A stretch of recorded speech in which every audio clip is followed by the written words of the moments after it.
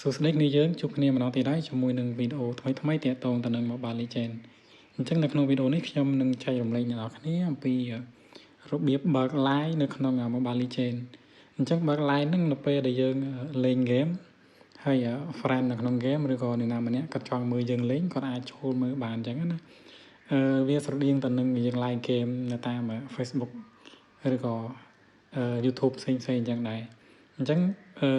នៅពេលដែលយើង live ទៅអ្នកណាម្នាក់ដែលគាត់ចង់មើលគាត់អាចចូលមើលយើងបានអញ្ចឹងណាហើយនៅក្នុងវីដេអូនេះសម្រាប់អ្នកដែលអត់ទាន់ចុច Subscribe កុំភ្លេចជួយចុច Subscribe ខ្ញុំម្នាក់មួយផងហ្នឹងហើយអញ្ចឹងដើម្បីកុំឲ្យខាត់ពេលយូរយើងទៅចាប់ផ្ដើមទាំងអស់គ្នាមានដំបូងអ្នកនរគ្នាគ្រាន់តែចូលមកកាន់គេ Mobile Legends របស់យើងមកហើយយើងមកយកសញ្ញាវីដេអូខាងលើនេះនៅជាប់នឹងបកគោល3នេះអញ្ចឹងយើងចុចលើវាមួយទៅបន្តមកទៀតមកដល់កន្លែងនេះយើងឃើញ account គេខាងក្រោមនេះអញ្ចឹង account នេះសុទ្ធតែ account ដែលគេបាន live ហើយ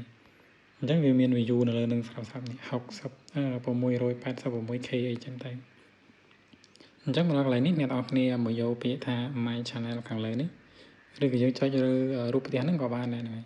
អញ្ចឹងយើងចុចលើវាមួយទៅអញ្ចឹងមកដល់កន្លែងនេះអ្នកនរគ្នាឃើញពាក្យថា live stream ហ៎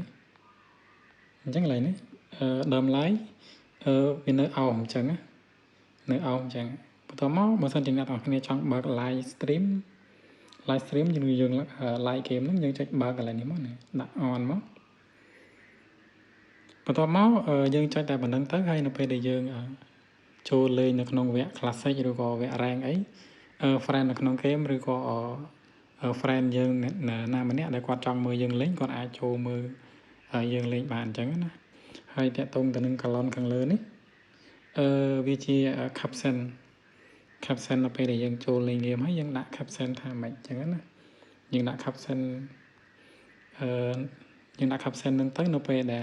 អ្នកណាម្នាក់គាត់ចូលមើលយើងលេងចូលមើល live ដែលយើង live នៅក្នុង game ហ្នឹងគាត់នឹងឃើញ caption ហ្នឹងហើយអញ្ចឹងវីដេអូចែករំលែកហ្នឹងគឺមានតែប៉ុណ្្នឹងទេហ្នឹងហើយសង្ឃឹមថាអ្នកទាំងអស់គ្នាពេញចិត្តនៅវីដេអូនេះជួបគ្នានៅវីដេអូក្រោយបាយបាយ